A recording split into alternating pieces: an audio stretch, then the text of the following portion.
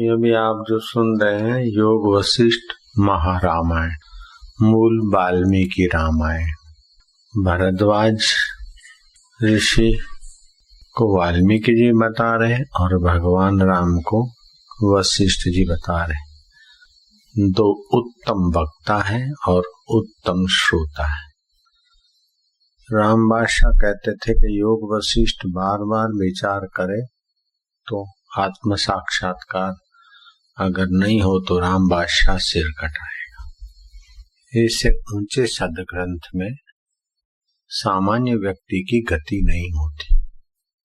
तो सामान्य व्यक्ति को उचित है कि वो तीर्थ करे, यज्ञ करे, दान करे, पुण्य करे, उपवास करे, ताकि उसके पुण्य बढ़ जाए। तब इस ग्रंथ के सुनने में उसका अधिकार बनेगा तो रुचि होगी।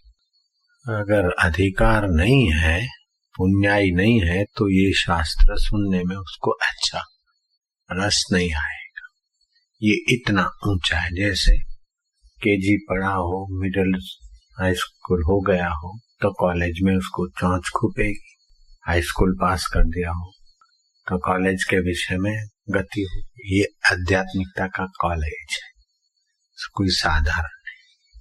तो यहाँ वशिष्ठ जी कहते कि राम जी, वाल्मीकि जी कहेंगे भरद्वाज जी कि मनुष्य को पुरुषार्थ करना चाहिए।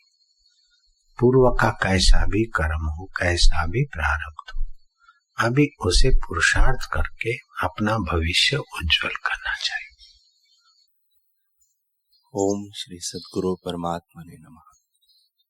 श्री वशिष्ठ जी बोले, हे रामचंद्र जी, यह जो मैंने तुमको उपदेश किया है, इसको विचार करके अभ्यास करो और सर्वदा काल, सर्वस्थान और सर्व कर्मों के कर्ता चित्त को देहादिक में मत संसक्त कर केवल आत्म चेतन में स्थित। हे रामचंद्र जी, किसी वस्तु को सत्य जान के चित्त न लगाओ। हे राघव, असंसक्त पुरुष ध्यान करे अथवा व्यवहार करे, वह सदा ध्यान में स्थित और शोक से रहित है। बाहर से यदि वह क्षोभवान दृष्टि आता है, परंतु हृदय उसका सर्व कलना से रहित है और वह संपूर्ण लक्ष्मी से शोभता है। हे रामचंद्र जी, जिस पुरुष का चित्त चैत्य से रहित अचल है, सो विगत ज्वर है, उसको कुछ दुख स्पर्श नहीं करता। जैसे जल कमलों को स्पर्श नहीं करता और औरों को निर्मल करता है, और जैसे निर्मली मलिन जल को निर्मल करती है, तैसे ही वह जगत को निर्मल करता है। जो आत्म तत्व में लीन है, सो क्षोभवान भी दृष्टि आता है, परंतु क्षोभ उसे कदाचित नहीं। जैसे सूर्य का प्रतिबिंब शोभायमान दृष्टि आता है, परंतु सूर्य को कदाचित क्षोभ नहीं, तैसे ही ज्ञानवान का चित्त क्षोभायमान दृष्टि आता है, पर क्षोभ उसे कदाचित नहीं। हे रामचंद्र जी, आत्मारामी पुरुष बाहर से मोर के पुच्छवत चंचल भी दृष्टि आता है, परंतु हृदय से सुमेरु पर्वत किनाही अचल है। जिसका चित्त आत्मपद में स्थित हुआ है, उसको सुख दुख अपने वश नहीं। जिस पुरुष को परावर ब्रह्म का साक्षात्कार हुआ है, उसका चित्त राग द्वेष से रंजित नहीं होता। जो आत्मध्यानी है और जो परम बोध का साक्षात्कार होकर कलना मात्र से मुक्त हुआ है, वह पुरुष असंसक्त कहता है। हे रामचंद्र जी, जो आत्मारामी पुरुष है, उनकी आत्मज्ञान के अभ्यास से संसक्तता निवृत्त हो जाती है, अन्यथा संसक्तता भाव निवृत्त नहीं होता। जब चित्त चैत्य भाव से रहित होता है, तब क्षीण चित्त कहता है और शांत कहलाता है। तब जागृत भी सुषुप्ति रूप हो जाता है। उस अवस्था में जो कुछ क्रिया करता है, सो फल का आरंभ नहीं होता, क्योंकि वह तो निरअहंकार हो जाता है। श्री योग वासिष्ठ महारामायण, निर्वाण प्रकरण, सर्ग 210। श्री वशिष्ठ जी बोले, हे रामचंद्र जी, जिसकी बुद्धि में पदार्थों का रंग चढ़ता है, वह राग द्वेष रूपी नरक से मुक्त नहीं होता, और जिस एक आत्मा का अभ्यास होता है, उसे अभ्यास के बल से सब जगत आत्म तत्व भासित होता है और वह राग द्वेष से मुक्त होता है। जैसे स्वप्न में किसी को अपना जागृत स्वरूप स्मरण आता है तो वह स्वप्न के सब जगत को अपना देखता है, वैसे जिसको आत्मज्ञान होता है उसको सब जगत अपना रूप ही दिखता है। सर्वदा आत्मसत्ता अनुभव रूप जागृत ज्योति है। जिसको ऐसी आत्मसत्ता में नास्ति की भावना होती है वह गड्ढे में कीट होता है, पाषाण वृक्ष पर्वत आदि स्थावर योनियों को प्राप्त होता है और उनमें चिरकाल तक रहता है। जब तक उसकी बुद्धि का द्वैत का संयोग होता है तब तक जगत भ्रम देखता है और भ्रम नहीं मिटता, पर जब उसकी संवित को द्वैत का संयोग मिट जाता है तब जगत भ्रम निवृत्त हो जाता है। हे रामचंद्र जी, सम्यक ज्ञान से जगत के भ्रम का अभाव हो जाएगा। अभाव का निश्चय जगने पर फिर जगत नहीं भासित होता। जब संसार के पदार्थों से संवित बिंधी हुई है तब जैसा निश्चय होगा वैसे ही प्राप्त होगा और उसी निश्चय के अनुसार गति होगी। राम जी ने पूछा, हे भगवान, नास्तिकवादी का वृत्तांत तो आपने कहा सो मैंने जाना, पर जो पुरुष हृदय में जगत को सत्य जानता है, आत्मबोध के मार्ग से दूर है और शुद्ध स्वरूप को नहीं जानता, उसको मोक्ष की क्या युक्ति है और उसकी क्या अवस्था होती है, यह मेरे बोध की दृढ़ता के निमित्त आप कहे। श्री वशिष्ठ जी बोले, हे रामचंद्र जी, इसका उत्तर मैंने प्रथम ही तुमसे कहा है, पर अब फिर तुमने जो पूछा है इससे फिर कहता हूं। पहले तो पुरुष का अर्थ सुनो। हे रामचंद्र जी, यह जगत न नेत्रों में स्थित है, न श्रवण में है और न नासिका आदि इंद्रियों में है, किंतु चैतन्य संवित में स्थित है। चैतन्य संवित ही पुरुष रूप है। जिसको उसमें निश्चय है वह ज्ञानवान है और उसको द्वैत कलना नहीं फुरती, और जो प्रत्यक्ष दृष्टिगत भी होती है तो उसके निश्चय में नहीं होती। जैसे आकाश में धूल दिखती है परंतु उसे स्पर्श नहीं करती, वैसे ही ज्ञानवान को द्वैत कलना स्पर्श नहीं करती।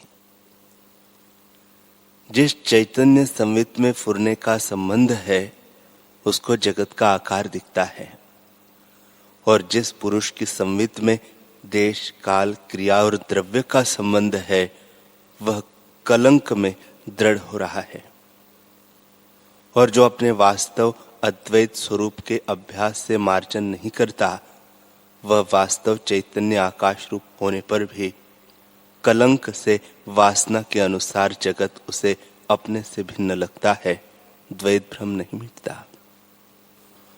हे रामचंद्र जी, जो पुरुष ऐसा है कि देह के इष्ट अनिष्ट की प्राप्ति में सम रहता है पर उसे आत्मसत्ता ज्यों की त्यों नहीं भासती, तो वह अज्ञानी है।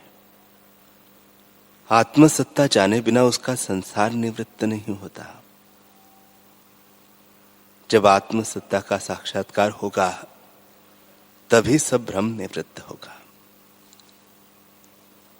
हे रामचंद्र जी, यह पुरुष न जीव है, न स्फुरण है और न शरीर का नाश होने से इसका नाश होता है। यह केवल चिन्मात्र स्वरूप है, पर वासना से भ्रम को देखता है। शून्यवादी लोग वृक्ष पर्वत आदि जड़ योनि पाते हैं। जो सदा अनुभव स्वरूप है उसको त्याग कर जो और को इष्ट मानते हैं वे मूर्ख है उनको आत्म सुख नहीं प्राप्त होता। आत्मा के प्रमाद से अहम, त्वम, भीतर, बाहर आदि शब्द भाषित होते हैं। जब आत्मज्ञान हुआ तब सब शब्द आत्मरूप हो जाते हैं। जिन पुरुषों ने आत्म अनात्मा को निर्णय करके नहीं देखा, वे पुरुषों में नीच है।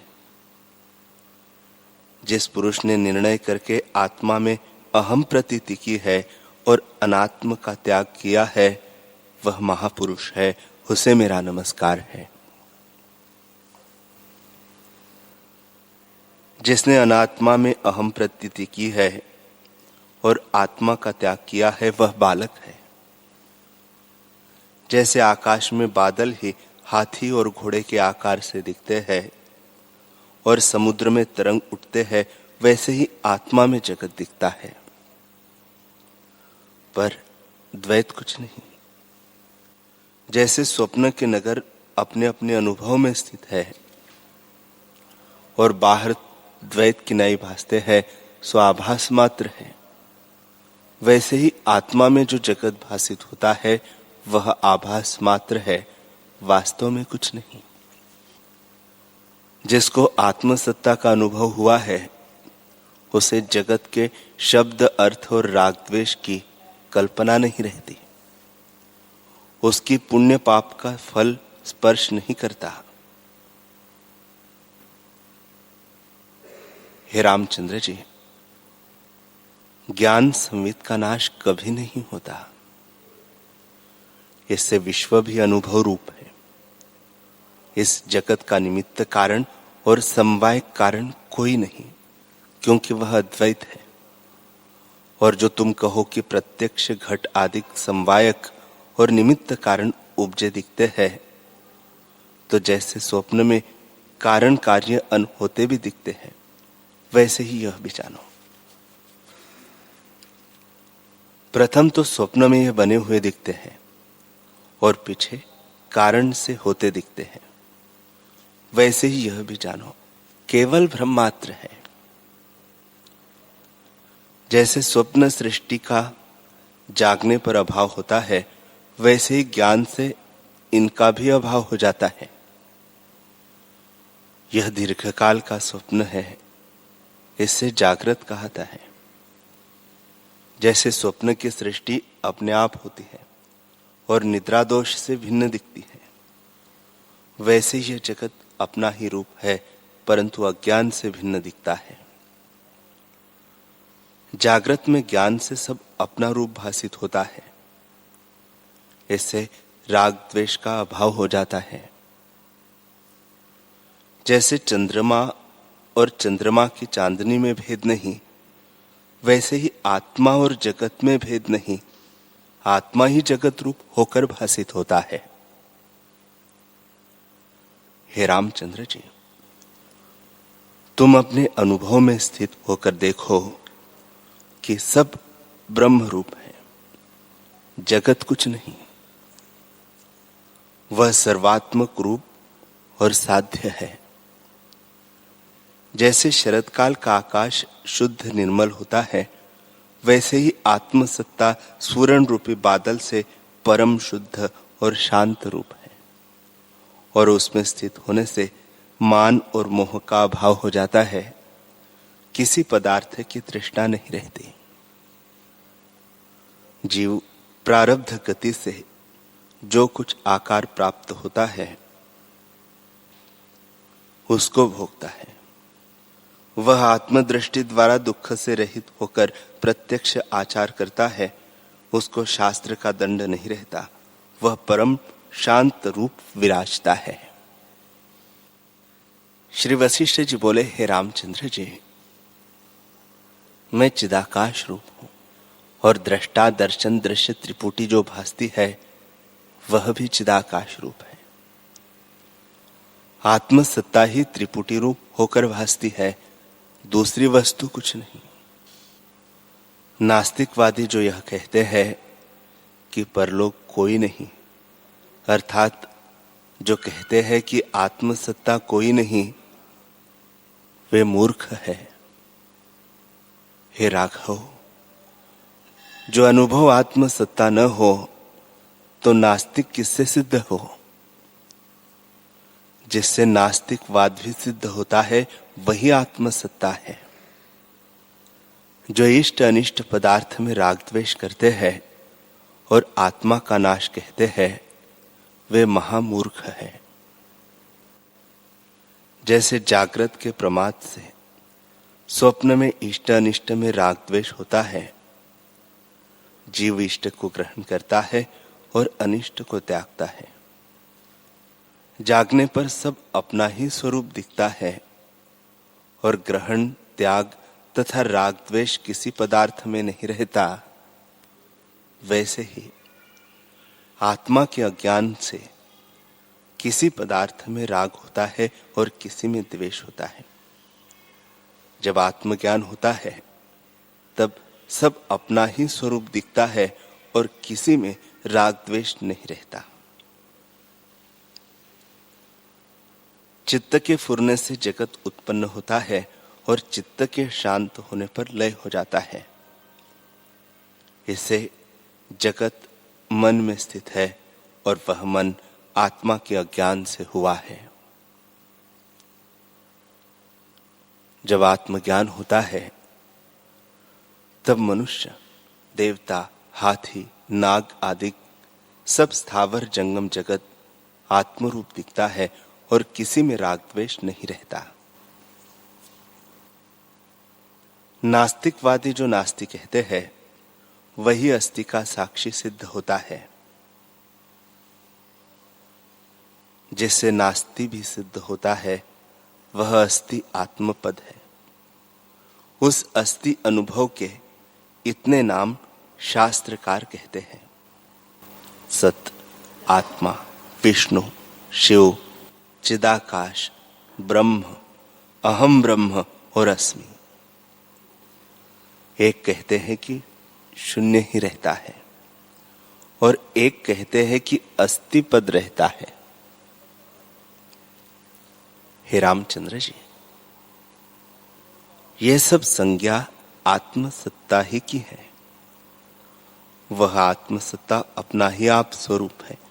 वही आत्मा मैं हूं। ये अंग जो मेरे साथ दिखते हैं, इनको इष्ट पदार्थों से लेपन कीजिए अथवा चूर्ण करिए तो मुझे हर्ष या शोक कुछ नहीं होगा। इनके बढ़ने से मैं बढ़ता नहीं और इनके नष्ट होने से मैं नष्ट नहीं होता। हे रामचंद्र जी, 3 शब्द होते हैं: मैं जन्मा हूं, मैं जीता हूं और मैं मरूंगा। जो प्रथम न हो और उपजे उसको जन्म कहते हैं। मध्य में जीता कहते हैं और फिर नाश हो उसको मृतक कहते हैं। पर आत्मा में तीनों विकार नहीं है। आत्मा उपजा भी नहीं क्योंकि आदि ही सिद्ध है। वह मृतक भी नहीं होता क्योंकि अविनाशी है। चैतन्य आकाश सबका और काल का भी अधिष्ठान है, फिर उसका कैसे नाश हो? वह तो उदय अस्त से रहित है। जिसमें देश, काल, वस्तु और जगत का किंचन होता है, उससे आत्मा का नाश कैसे हो? इससे आत्मा अविनाशी है। हे रामचंद्र जी, जिस वस्तु को देश और काल का परिच्छेद होता है उसका नाश भी होता है। ये देश, काल और वस्तु तीनों आत्मा में कल्पित है।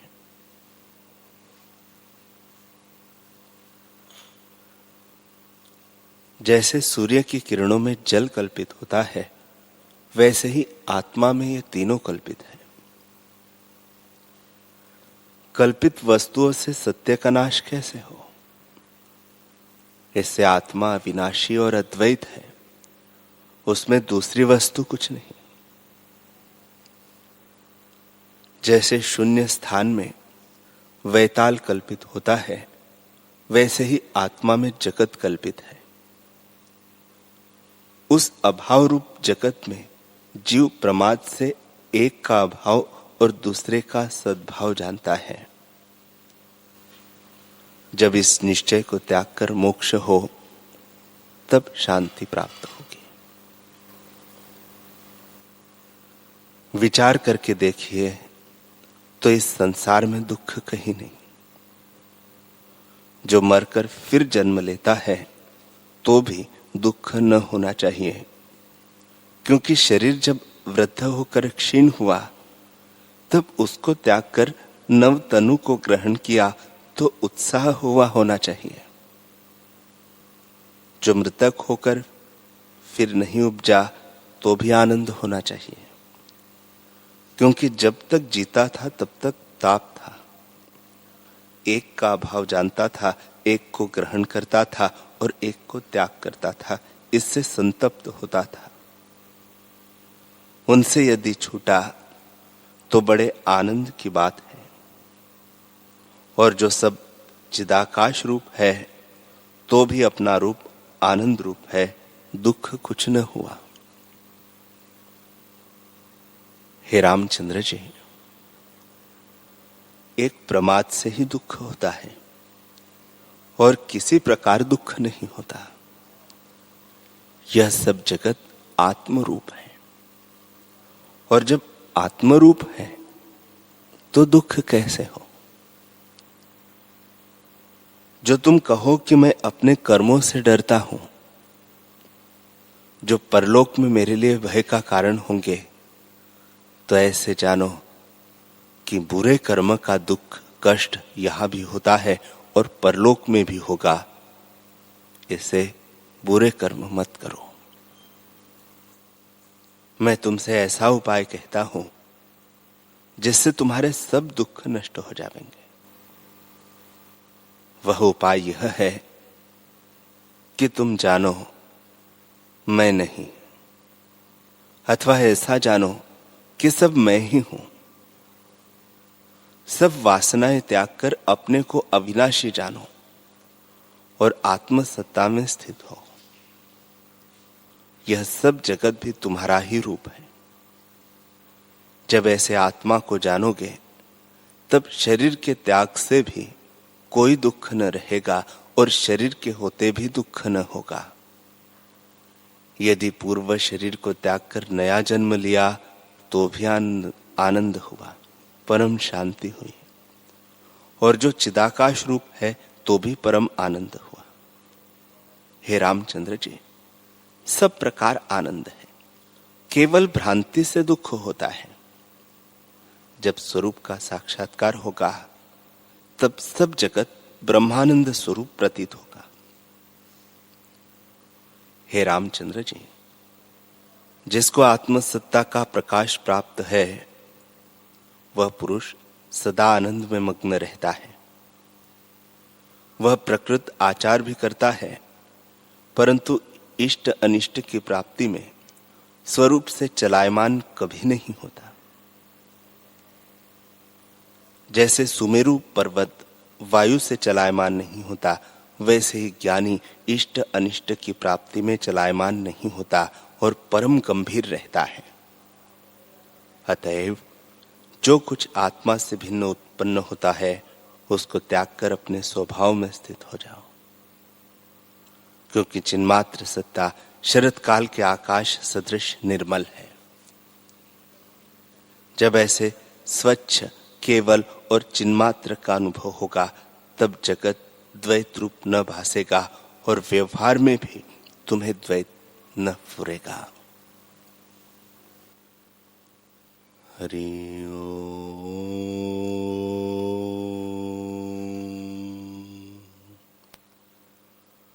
हरि ओम।